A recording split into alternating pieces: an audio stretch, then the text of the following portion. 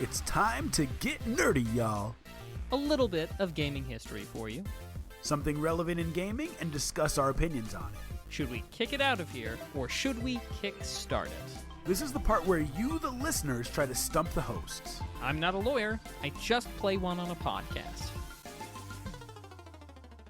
Ladies and gentlemen, lads and lasses of all ages, welcome to the show. It is, today, Monday, August 25th, 2025, and it is time to get nerdy. Welcome to episode 353 of Two Nerds in a Pod, the nerdiest gaming podcast in the multiverse. I am one of your hosts, Mac, and I am joined by my co-host, my friend, a pal, and a confidant. We all know him as Mr. Nice Guy 425. And to anyone new to this show, shout out to anybody from the Podcast Awards who is here to vote for us. Thank you. For the next hour, we're going to talk nerdy to you about news, history, trivia, lawsuits, and everything in between as it relates to our favorite art form, video games. But first, Mr. Nice Guy, it has been a couple of weeks since we've been able to record the show proper. Last week, I had some computer issues. That was all on me. But how the heck are you, man? Dude, I'm doing really good. Nice. Getting ready for an annual camping trip this weekend. We do that with a couple friends every year, a couple families. So going to go up to Green Bay and spend Labor Day weekend up there. Nice. And just see all the sights, do the amusement park thing, do some activities, eat some marshmallows. And that's it, man. Like, I really want to hear about what you have been up to. My life is not that interesting. I'm living through you vicariously and through the internet. What's going on? So that is not true because he's got a way more interesting life. But in this one instance, I do have a cool big thing, and that is that I went to Worldcon up in Seattle 2 weekends ago. Yeah, so it is a sci-fi and fantasy authors convention. It is where the Hugo Awards are, so if you've seen a Hugo Award-winning novel, they would have crowned it by and through the Worldcon each year. Now, there were a lot of people who were there that were authors, tons of authors, some of whom you may have heard about. Some of the people, like, for example, Kobold Press, they do a lot of Dungeons & Dragons books. They were there, and I got a chance to hobnob with the CEO and the COO, primarily because they were the ones who were running the booth. Shout out, you guys. You were fantastic. And for whatever reason, their payment processing, their little Square system, kept not processing my card, but I desperately wanted to buy the book, so they're just like, hey, we'll just set it aside for you for a bit, and then we would get to talking. We'd try it in like 10 more minutes, and I'm like, well, tell you what, let me go walk around and see. And then I came back a couple hours later, still wouldn't. It eventually, the second I had cash in hand to do it, it finally ran the card, no problem. That's hilarious. Yeah, it was just a fun thing to kind of hang out, and there was a shocking amount of commonality in like things that I was experiencing for work and things that they were experiencing in their work. But I'll just leave it at that. Other cool things, George R.R. Martin showed up, and somebody in the crowd asked him, hey, you're gonna die soon, so will you just hand The Winds of Winter over to Brandon Sanderson to finish? Wow. Like any respectable... Wow. Yeah, very disrespectful. And like half the room booed, the other half was just like, yeah. Wow. So make of that what you will. I think we're on the same page with our opinion on that type of behavior, that type of question. Yeah, that's not okay. Yeah. That's what we call inside thoughts. And those don't go out, especially not to the face of the person, especially not to their face. And also, maybe not at parties. Like, maybe you just keep that inside and it stays forever. Yeah. That's inside Yeah, thoughts. self-awareness. Yeah. Obviously, the most important thing was that we were there because the Nerd Next Door was on multiple panels sharing things. One such thing was, NASA scientist, my spouse. And it was fantastic. That's dope. A matter of fact, so there was a question about like Jupiter, because the topic was about the the difficulty of the Europa Clipper probe that's en route to Jupiter and Europa right now, which some of the people on that panel designed. They were just like, oh, so what about this magnetic, why does it have such a strong magnetic, presence if it's a gas giant, if there's no spinning core like on Earth, how does it have that thing? And all the NASA people and JPL people and all the scientists stumped. And then over here, it's like, I think I know the answer to that one. So watching the nerd next door have answers about, the mission conditions that the people who designed the thing didn't have was just really kind of fun. That's dope. So yeah, they held their own. It was great. And yeah, so just incredibly proud. And yeah, we had a great time. Met up with friends, had good food. Came back. There was so much. It could be an entire podcast of its own, of at least an episode, 2 episodes, sure, just going over some of the cool things. But it was a fun time. And I think most relevant to our sphere here on this podcast is I attended a panel about preserving digital history, which half the panel was people from Seagate, from the manufacturers of hard drives, and the other half was archivists, an archivist from PBS and an archivist from another museum, and they all talked about, how it is that we preserve digital history. Video games came up really prominently. There was another person there who shares my same first name who actually had a bunch of questions to share about video games. Anyway, cool people, cool times, had a blast. Glad to hear. Is it a one that you'd do again? Because candidly, you and I have talked about some of these conventions. That was fun, but do we need to do it every year? Is this one that you'd do again if the spouse was not speaking? I would do it again. I wouldn't do it every year. I think, and then maybe we should get to the news, but I think the next convention we should do that we do together is a PAX. PAX? Well, we've never done PAX before. It's true. At least I've never done it with you. I was at the very first PAX. Yes, but that's a story for another time. In on the ground floor. But I think we should do a PAX. Yeah. Or something like Spennis did the Atlanta one this year. That'd be fun. Mm-hmm. I'm down. Anything else you'd like to say about this awesome weekend? Sounds like it was fun. It was fun. We packed so much good times in. I'd love to tell you all about it, but we need to talk video games. Let's do it. And so, Mac, I say we do what we do best and hop right up in that gaming news, my friend. What do you think about that? Please, what is new in video gaming? I'm out of the loop. There's a lot new, and this has been a really big week for me, for one reason in particular that we will dive into in just a moment. But yeah, welcome to episode 353. I'm so giddy I can't even remember my transition statements at this point.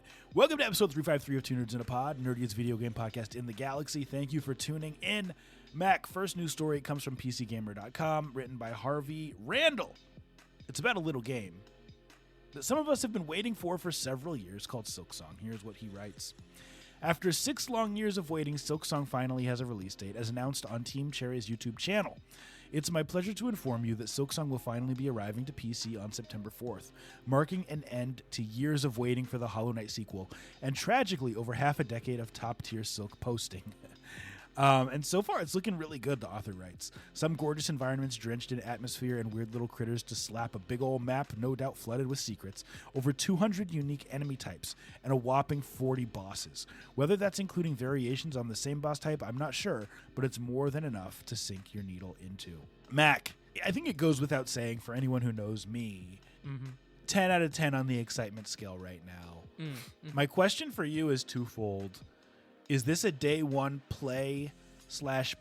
And I say it that way because it will be on Game Pass day one. So is this a day one play/purchase? And knowing that a game can go 6 years and actually make it out after its announcement, what hope does this give you for other games in the same situation, specific games? Fantastic question. I've got a return question for you first, though. Sure. What is Silk posting? So Silk posting, just posting about Silksong. And so let's read a little bit more of what he says. He says, still I'll miss the Silk posts, spawning primarily from the troubled mind of the r/Silksong subreddit, the long wait for this game, and Team Cherry's unique strategy of say nothing until they start eating each other, and the Silk sanity is finally at an end. So effectively, it's people hypothesizing, it's people anticipating, it's maybe even people flaming, internet flaming, right? and being negativity, but effectively it's anything Silksong in that subreddit or on the internets. Fair enough. So Half-Life 3 confirmed is what I'm hearing. I knew that's probably where you'd go, but I was curious what other games you think we have hope for now. No. All right. So question 1, day 1 play / purchase. Probably pretty close to day 1 play / purchase. Obviously, we know that that Hollow Knight turned out to be a fantastic game, and we've had so much fun with it. I can hardly imagine Silksong not also being great. I might wait a couple of days just by virtue of, having other things going on in early September, but it will be pretty close to the beginning. As for is there anything else that I have hope for? Not really, but not by virtue of the fact that I don't have any games that I'm waiting for, but I feel like my always having my head firmly in Kickstarter projects, being delayed by 2, 3, 4 or more years, Great not point. at all out of the realm of possibility for me. And while strictly speaking, Silksong, we haven't heard anything was going on. It's been a lot of radio silence. It's not like the devs said that it was coming out at a specific point in time, and then we wait. There's not like June 1st, 2016, and then it comes out, a decade later type thing. Sure. So yeah, that's kind of great questions, but that's just kind of where I'm at. So for me, it would come strictly down to time. Mm-hmm. Like we're adults, we're not kids. Like, oh, I gotta save my allowance. You know what I mean? It's more a matter of like, do I have the time to play this game? And if I do, it will be. Mm-hmm. Is there an option for you to take your Steam Deck onto the train or to take a bus into work so that you could play while you're commuting? Is that an option for you? It's really not an option. My commute isn't. It's not an option, number one, because I live not far. Okay. My commute is 30 to 40 minutes, sometimes 45. Actually, on the way home, it could be more. But regardless, taking a train would just be redundant. Yeah. In terms of, I'd effectively be paying to play a game, right? That is kind of how a lot of the video game, companies want it. So, like, That's funny. I'd be paying for transportation in order to play a game. I guess I could buy a Tesla with autopilot, right? Ooh, hard pass. Anyway, I'm very excited. 10 out of 10. This is a day 1 play and day 1 purchase. I will probably not go the Game Pass route because I just like the idea of ownership, even though it is digital. And we'll probably purchase it on Steam and play it on the Steam Deck. As far as other games that this gives me hope for, I mean, Splinter Cell, right? Another game that starts with an S. We haven't actually gotten an announcement other than the fact that there's supposedly a Splinter Cell remake being worked on. But last time we got a game was 2012, and that was, that was Blacklist. So, it's been 13 years. I'd love to get another one, and I think that there's hope for that. Mm-hmm. This brings up like a bigger conversation. I don't know if we have time for it, but I'm curious, maybe at a later date, Mac, is your experience with the younger generation that they don't play these types of games as much? I look at my kids, and I see Fortnite, I see Brawl Stars. Occasionally they'll hop on Call of Duty with me. I think that in Minecraft, I think a lot of kids aren't branching out into this Metroidvania type genre and into games like this as they are into the shooters and the Fortnites of the world. So I wonder, like, Silksong is going to sell like gangbusters for people like us, but I just wonder if it's sustainable going forward. Well, I mean, always good to wonder about sustainability. Fortunately, I don't know how much of a problem. I mean, Silksong is meant to be a single player experience. So 100%. Sustainability, they're not going to, unlike a Fortnite, they're not going to have to constantly onboard more or keep people's, butts in the seat in order to make the game still work. Thank goodness. But like, is the new generation going to go for it?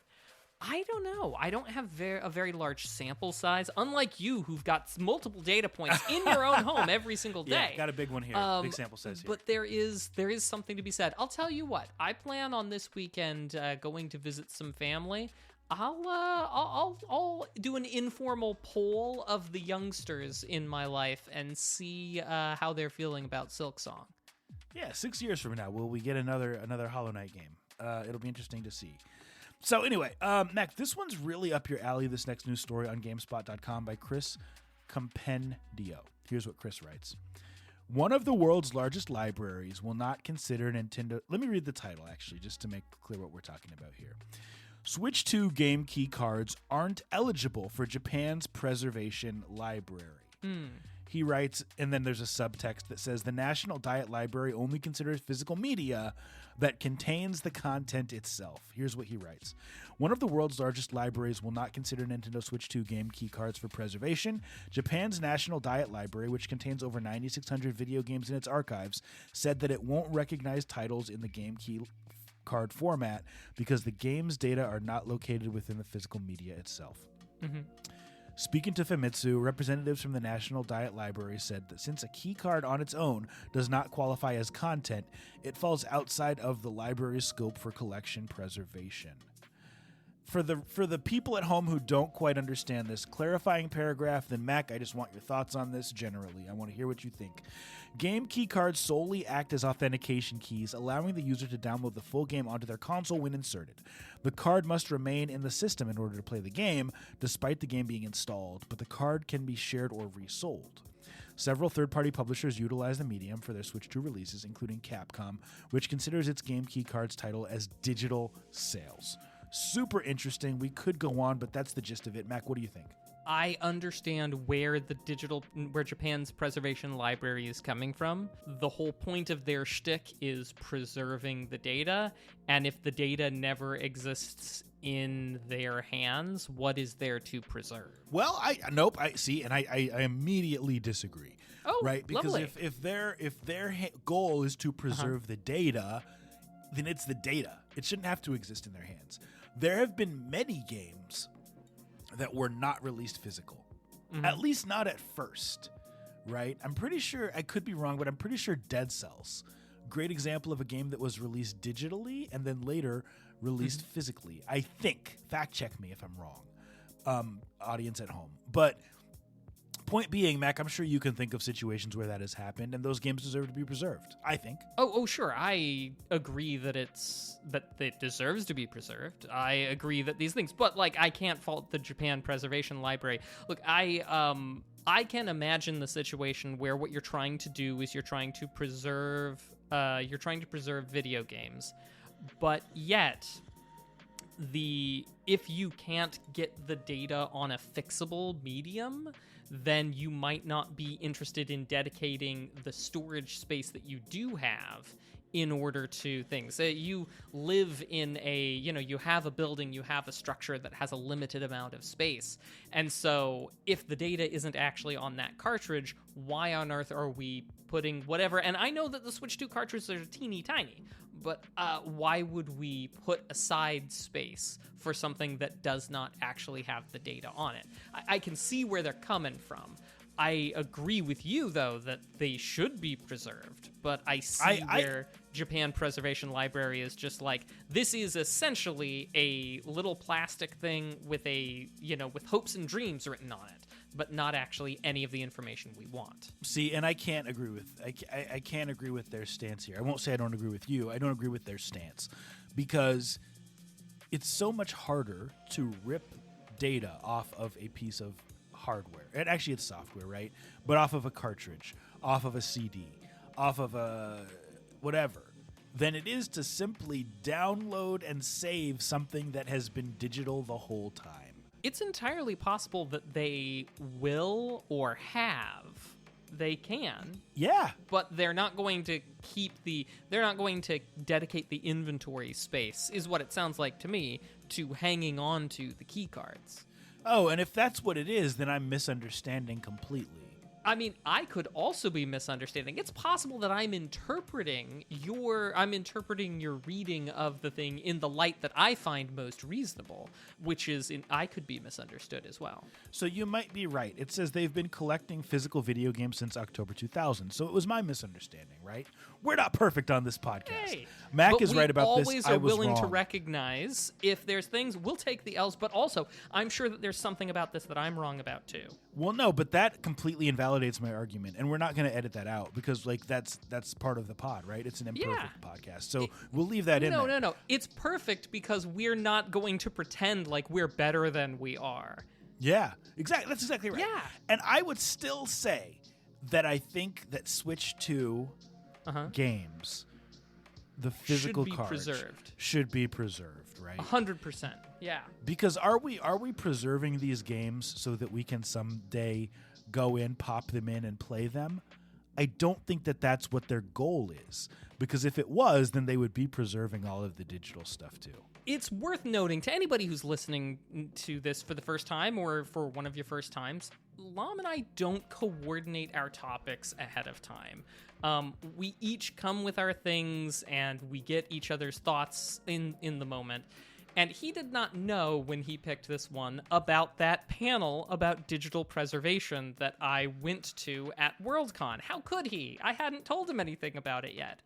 But one of the things that they expressed very well on the panel was that there is an aspect of digital, of saving something, of archiving something. And just because something is archived doesn't necessarily make it accessible. And that's something that in the context of preservation, you have to ask yourself, how can this be accessible, especially in a medium like video games? Sure. The accessibility of something is kind of key to the preservation of it, because if a tree falls in a forest and nobody's around to hear, doesn't make a sound, philosophically, if a video game exists but nobody can play it, is it actually art anymore? Is it a video game? Because a video game is by its nature an interactive media. If there's nobody to interact anymore, it's not a video game anymore. It's just code. And that was kind of a thing that they threw out there that's just like, whoa, man, you're blowing my mind. It's super interesting because I would argue that part of the reason they preserve these is not so that they can be played once again. It's because there's artwork on there, right?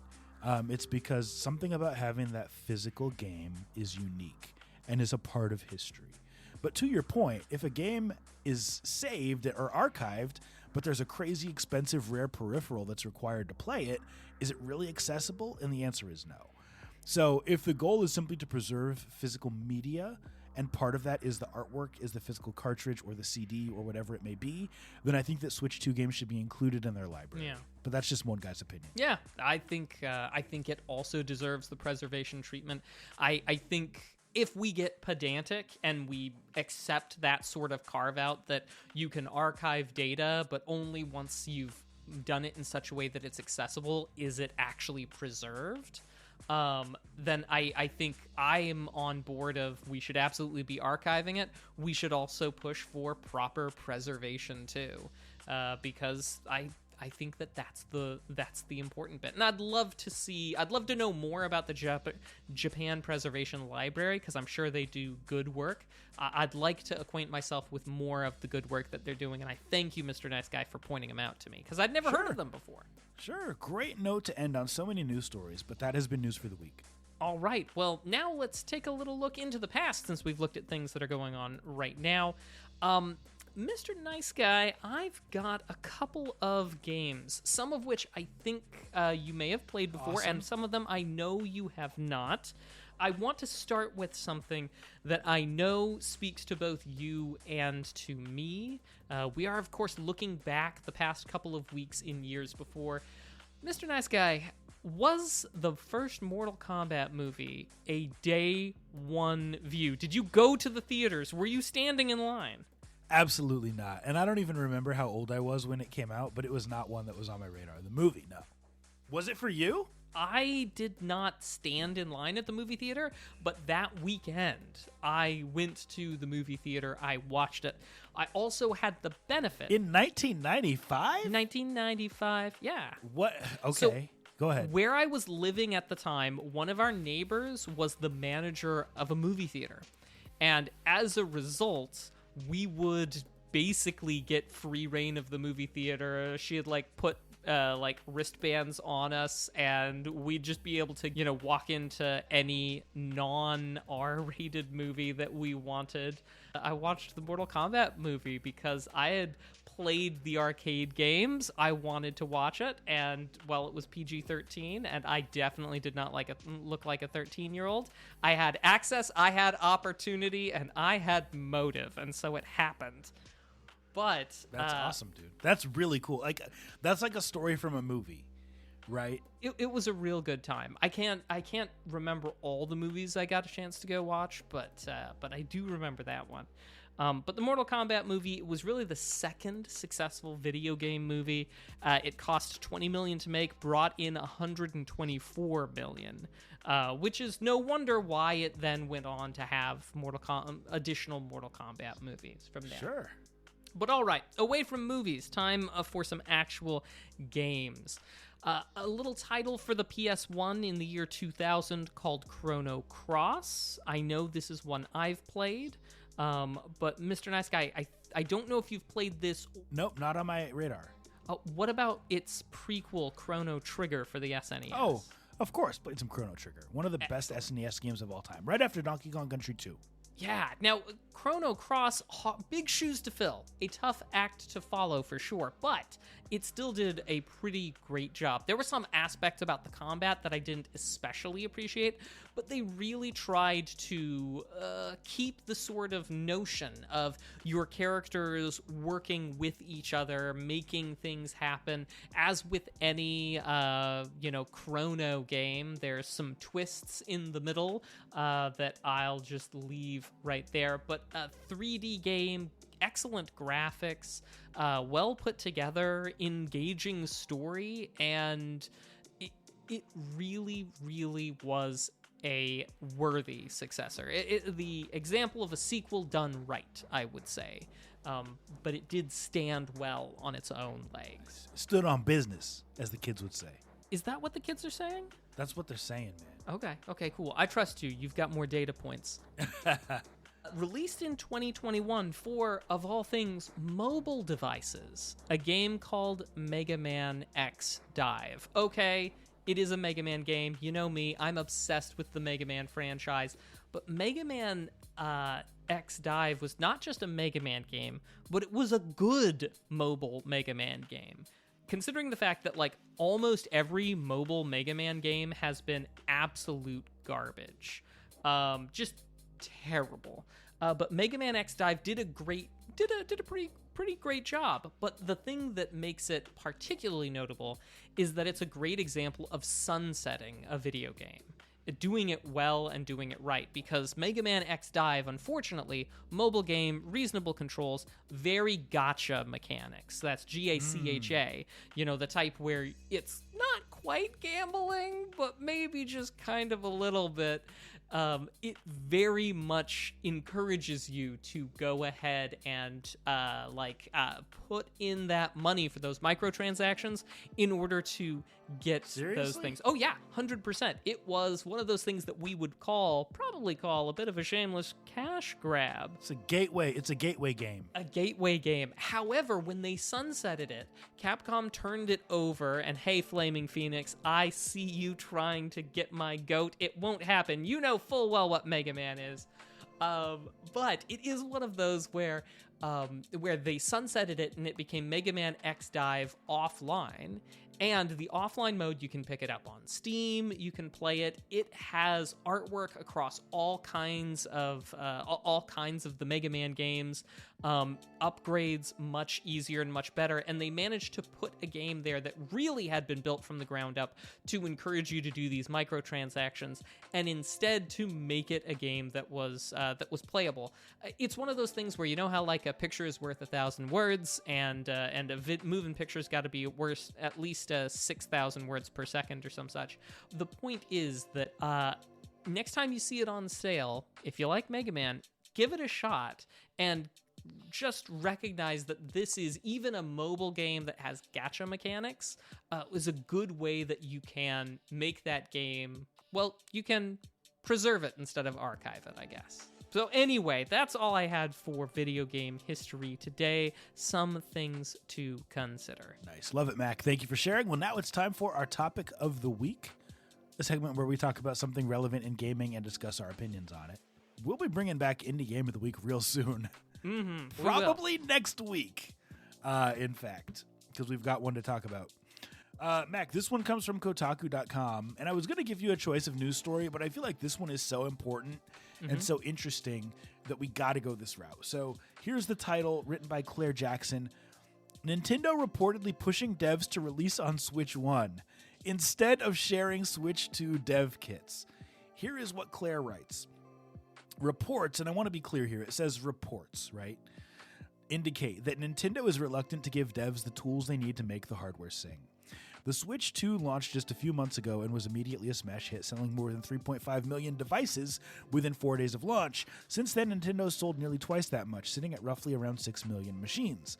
Those are great numbers for Nintendo, which is why it's strange that a recent report indicates that the console manufacturer is seemingly hesitant to get dev kits for its hybrid console into the hands of devs. Thanks to reporting from our comrades over at Digital Foundry, enthusiastic interest from developers to get their games running as best they can on Switch 2 isn't enough. Nintendo is encouraging studios to ship their games on Switch 1 and rely on backwards compatibility, according to John Lineman on episode 228 of the DF Direct Weekly. He continues, and this is a quote, "There are a lot of developers that are unable to get Switch 2 dev kits. We talked to a lot of devs at Gamescom this year, and so many of them have said the same things. They want to ship on Switch 2. They would love to do Switch 2 versions of their games. They can't get the hardware. It's really difficult." Mac, there's some obvious reasons that I can think of why Nintendo would do this, but I can also think of many reasons why this is a bad idea. But I want to hear your thoughts, dude. What do you think about this? If some of you are just coming into the world, the orbit of Nintendo, like clockwork, there's always got to be a shortage of something with Nintendo. Sure. A shortage of amiibos, a shortage of NES classics, a shortage of dev kits. I mean, this just sounds like par for the course. In a more serious way, Mr. Nice Guy, I have to say, I don't understand the game being played here. On the one hand, I mean, I get the thing. Am I missing something? Because this doesn't make sense. The only thing is that Nintendo, just like everyone else, likes money. And so by having games released on the Switch 1 with a bigger install base, right? I mean, 6 million units is a lot. Thank you for the sub, Ralph. We appreciate you, brother. But it's not as much as the number of Nintendo Switch 1s that are out there. So I think that could be what's going on. Other than that, I cannot think of a reason why they're doing this. It is alleged, though, right? Yeah. It's a report. So we don't know this for a fact, much like anything. That is a very good point. I hadn't considered that. But yeah, I mean, I guess that would allow it. But you're not getting that sweet extra $10 from being a Switch 2 game. Well, yeah, and I mean, we've seen in the past, like, multiple Zeldas released on both, right? Twilight Princess released on both, like the old console and the new one. I wonder if this is true. If there's something quote unquote wrong with the Switch 2, or if they're finding that third-party developers are coming up against certain issues that maybe make it harder to release games for the Switch 2. And so they're saying just put it out on the Switch 1. Well, you know me, Mr. Nice Guy. I try not to look at the news just so that I won't steal your thunder, but I could not help, as being a citizen of the internet, from seeing that that apparently Dark Souls is running rough on Switch 2.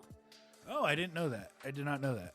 And is there? I feel like there were two different titles that were mentioned just in the ether somewhere about running very poorly on the Switch 2. So maybe there's something to that. It could be. And one of the things, now that you bring that up, is that Nintendo hasn't ever been as internet-friendly as some of the other console makers out there, right? Mm-hmm. So the idea of having a day one patch or a month one patch or a year one patch to fix any problems of a game at launch could happen, but they generally don't have as much hardware space on these consoles. So it could be a thing of like, we know people are having issues getting these games out and running smoothly. Let's push for them to put stuff on the Switch 1. To me, that's something that should have been figured out a year ago. Agreed. But also, it could be just as simple as your suggestion about the larger install base. What do you think the prevalence is, the difference between, Switch 1 to Switch 2s? Do you think it's something like 2-to-1, 3-to-1? I know that the Switch 2, broke records for being fastest selling and most selling of all time. So there are definitely a lot of Switch 2s out there. Yeah, and I'm actually going to look it up right now. So I'm just looking up Nintendo Switch all-time sales so that we can see how many Nintendo Switches sold. So it's saying it became 150 million units as of December 2024. So, I mean, over 7 years, that's a lot. That's a lot, period. Mm-hmm. So, I mean, that could literally be the reason. To me, this isn't, like, I know you made the joke about scarcity. To me, it's got to be something else. Mm-hmm. Like, we've seen Nintendo limit people when they don't want a third party or a consumer to make a version of a game that they are going to release, like Mario 64 fan version. There's got to be something else up their sleeve if this is really happening. But I feel like ultimately it comes down to money. And I feel like it's unfortunate for those who are early adopters who have purchased the Switch 2 and are waiting for games.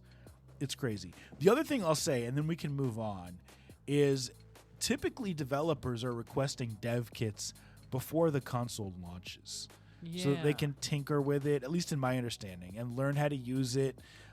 So they can kind of say, is our game going to be a good fit for this console? So the idea that now, after launch, people are just starting to say, hey, we want to put our game on the Switch 2, knowing that there's probably a long development cycle, makes me question a little bit the legitimacy of this article, but also the intelligence of some of the devs, if this is true, for just now requesting a dev kit. That, to me, that's weird. Well, also, I mean, I could see a situation, again, Nintendo and scarcity, I could see a situation where they asked for Nintendo Switch 2 dev kits ages ago and still don't have them. Fair. That Who could knows? be. Regardless, I want the Switch 2 to be a success, and I want it to be the success not just on first-party stuff. So if you're not giving out dev kits, Nintendo, please do it. Mac, anything you want to say? Couldn't have said it any better. Awesome. That's been topic of the week. All right, well, now let's turn to a crowdfunding project that's trying to get off the ground. You know this. We call it Kick or Kickstart. Mr. Nice Guy, this is a bit of a swing, and we'll see where it lands.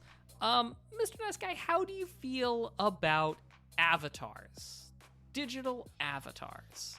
I think they're cool. Like, in what context? Like, being used for being used for a video game. Because I've got something for you that's called Phygital. Is the name that they went for this particular crowdfunding project. But what it is it is a crowdfunding project, a Kickstarter, in order to make a custom avatar. And at the various tiers that they're offering things, either giving you a 3D print of yourself or doing the work to make your digital avatar riggable, in order to make it so that you can use it inside of VR games, AR game applications, things like that. Just the quick bits is that they're looking for 10 grand. They've exceeded that with 27 backers.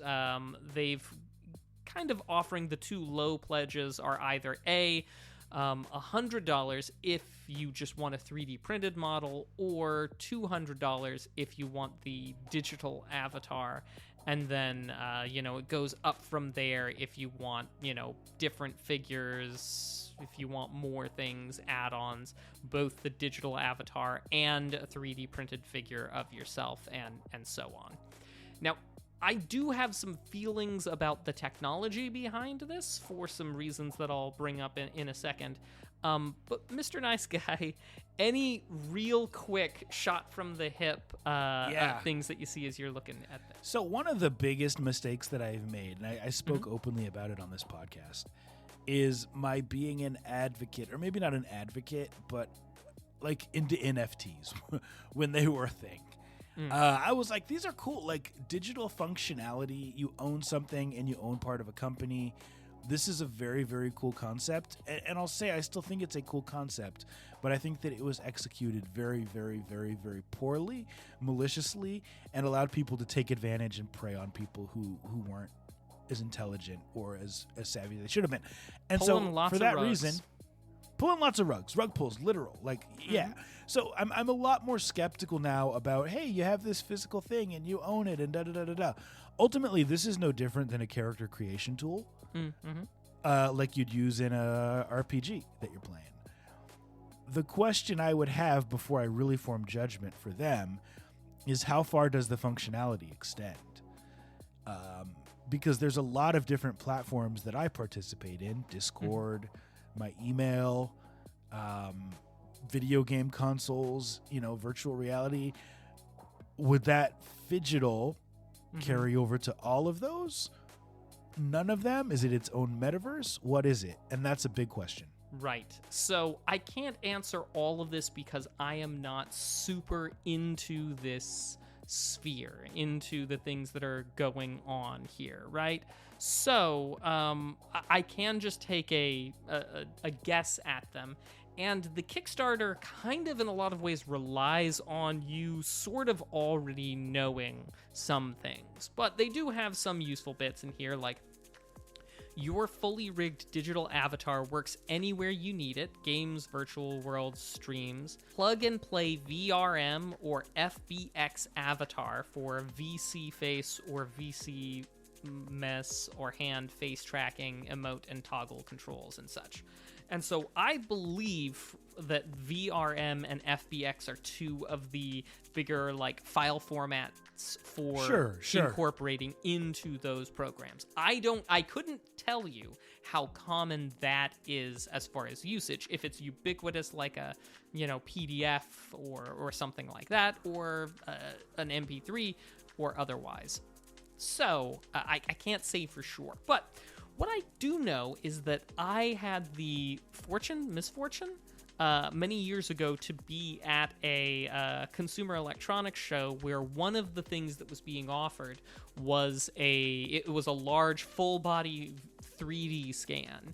So I have a full scan of my 30-year-old body that I actually have as a file. It wasn't fully rigged or anything like this, but back in those days, I know that it was a lot harder, that lots more proprietary formats, and I know that now there's a lot more commonality. So useful, not useful, who's to say?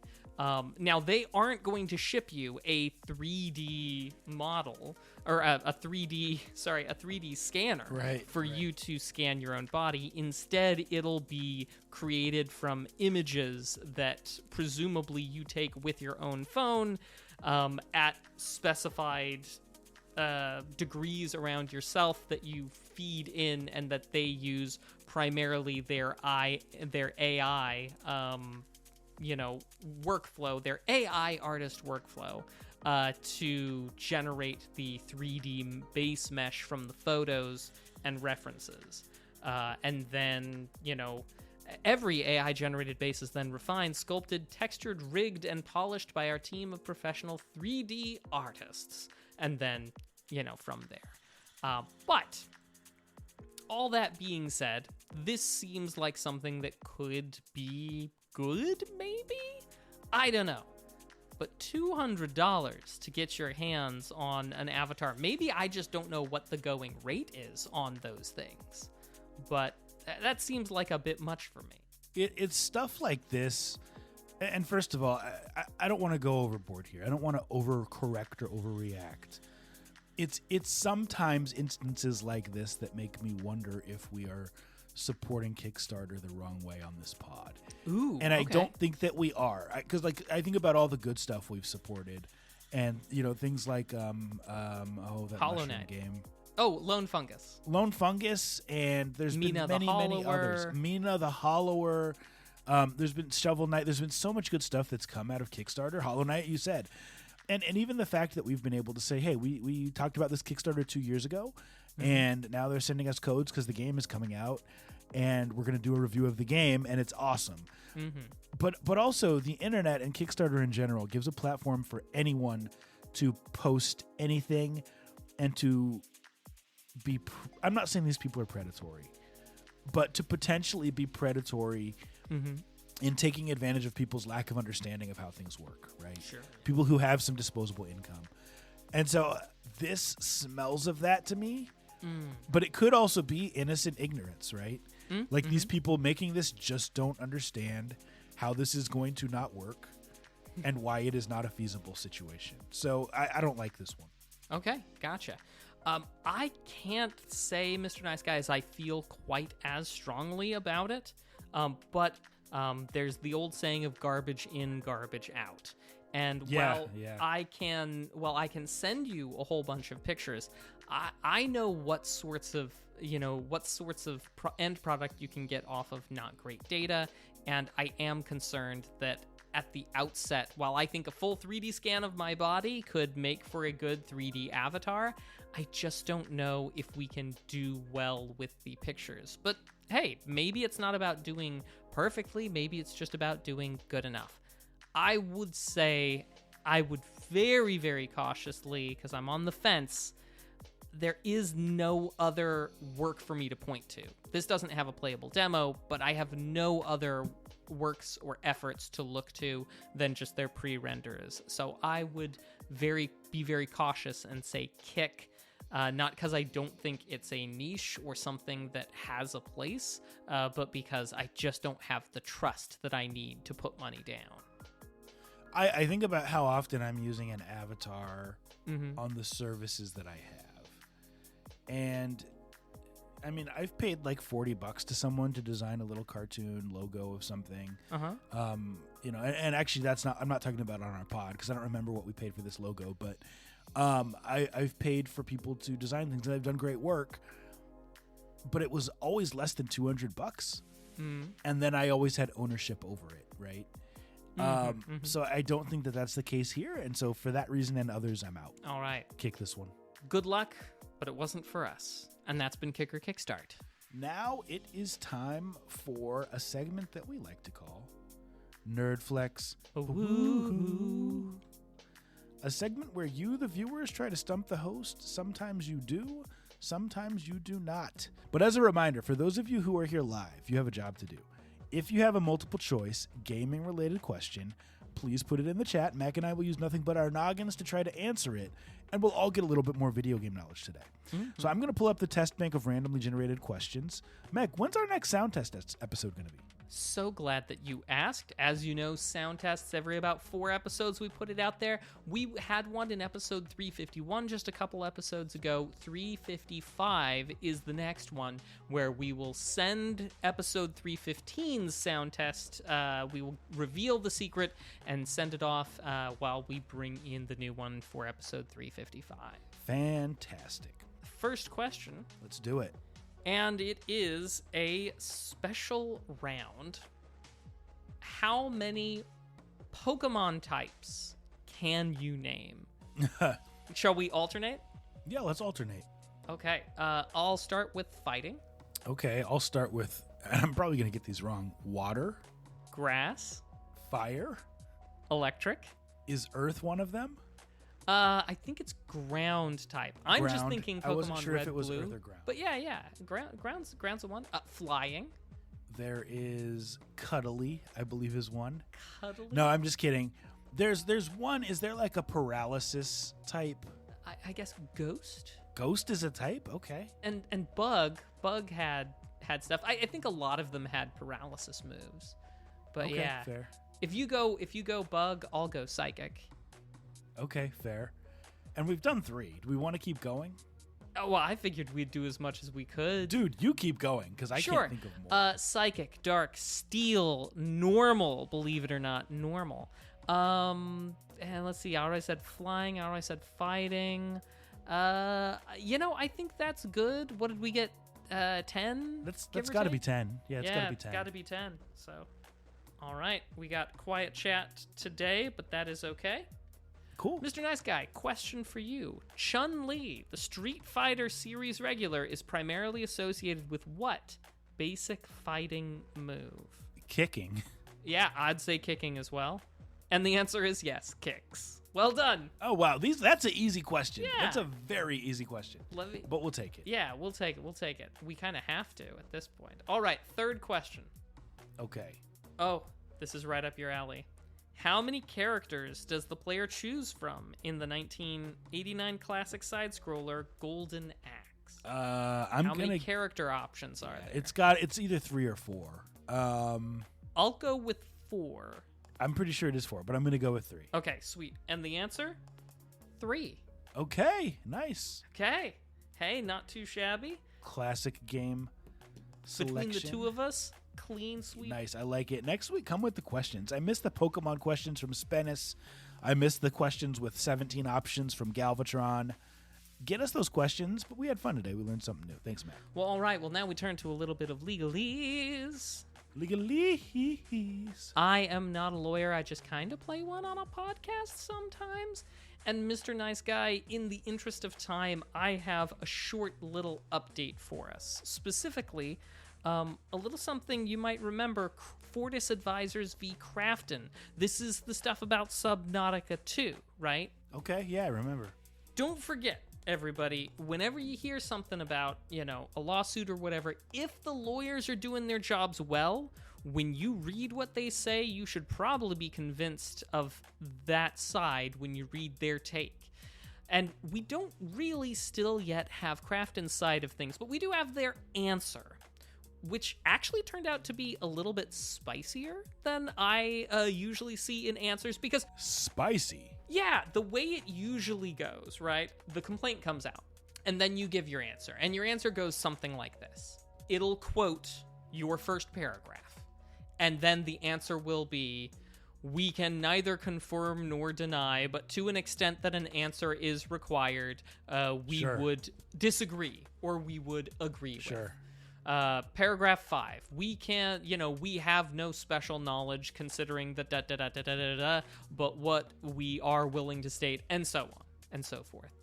But in the first part, before they actually get to a line-by-line recitation of all the claims and of all the things that are coming from Fortis Advisors, the lawyers over at Crafton did have a few paragraphs of story time, but in their little mini response, the first little bit of paragraphs from their thing actually has a little bit of explanation, and it paints the 3 founders that Crafton fired as not actually being involved in the company anymore. Like, basically, it says that 2 of them were basically retired on the job. They were doing they were completely off doing their own things. They had basically all but retired when they fired them. And when their answer gets to paragraph 60, which is something I was really hoping for, because paragraph 60 is when they talk about the specifics of the contract, right? And they say, hey, Crafton was specifically barred from firing any of us without the full, consent of us 3 founders, and yet they fired all 3 of us. Obviously, we didn't agree to that breach of contract, all those sorts of things. That's super interesting, if I'm understanding that correctly. Indeed, it is. Can we rephrase that? Sure, absolutely. Like, would you mind rephrasing that to make sure I'm understanding? Of course. In Fortis Advisors, which is on behalf of the former Subnautica dev team, right? In their initial complaint, they said, when we sold to Crafton, certain specific things were put into place about what could be fired, what could be hired, all these sorts of things, because Crafton said that they would still they would own us, but they would give us our, ability to determine for ourselves which way we're going. Sure. And the only way that somebody could fire us is if basically we had either tried to torpedo the company or we had, basically committed felonies. Anything short of that, and they can't fire us unless all the other leads, the heads, all agreed to oust somebody. And so, obviously, we did not all agree to oust ourselves. It's like that episode... Well, actually, no, it's not. But it makes me think of that episode of Better Call Saul where he tries to get fired on purpose because there was something the in his bagpipes. contract that said if he got fired on purpose, he could keep the bonus or something. Yeah, if he got fired for cause. Otherwise, yeah. Yeah, which obviously is not what happened here. Mm-hmm. So there had to have been a standoff at some point where they said you're fired, and they were like, "No, we're not. Like it says you can't do this." Mm-hmm. So I'm just interested how that goes down. But anyway, I digress. Yeah, no worries, no worries. When we get to that point in the answer, because this is Crafton responding, right? They go line by line and they say, agree, disagree, we have no idea, and so on. When they get to paragraph 60, which is that bit in question, saying, you agreed in the contract you could not fire us except for committing felonies or something equally serious, and yet you fired all three of us and none of that exists. In paragraph 60, I was really hoping for them to add some information, even just the littlest bit of daylight. Let me peek into the room, because I don't have a copy of that contract. All they said is, please see the full contract, which is frustrating because I can't see the full contract, and I want to, and I'm probably never gonna be able to, because it'll all be redacted. But who knows, maybe we can hope for discovery. But the juiciest part that could have confirmed or denied some of these specific things, and they managed to not give a straight answer, which is, well, that's legalese for you. That is legalese. I'll be interested to see how this goes down because it seems cut and dry. But like you said, a lawyer writes it in a way that you agree with their side if they're doing their job right. Exactly. Well, Mac and chat, it's time to talk about what we've been watching and what we've been playing before we end episode 353, which has been a doozy. If you're here live, let us know in the chat what you've been watching and playing across all platforms, because we're always looking for more nerdy stuff to get into. Mac, what have you been watching and playing, sir? So I haven't been watching a lot, but I did take the time to watch K-pop Demon Hunters that's been taking the world by storm. Good old K-pop Demon Hunters. I have not. What's the elevator pitch for this show? Do you like musicals? Who doesn't? Do you like K-pop? Who does? Well then, Mr. Nice Guy, is this the show for you? Consider K-pop stars who are also demon hunters. And it is a movie, so it's one self-contained story. It doesn't cost all that much. That much time. The artwork is beautiful. The songs are real earworms. It's pretty dang good.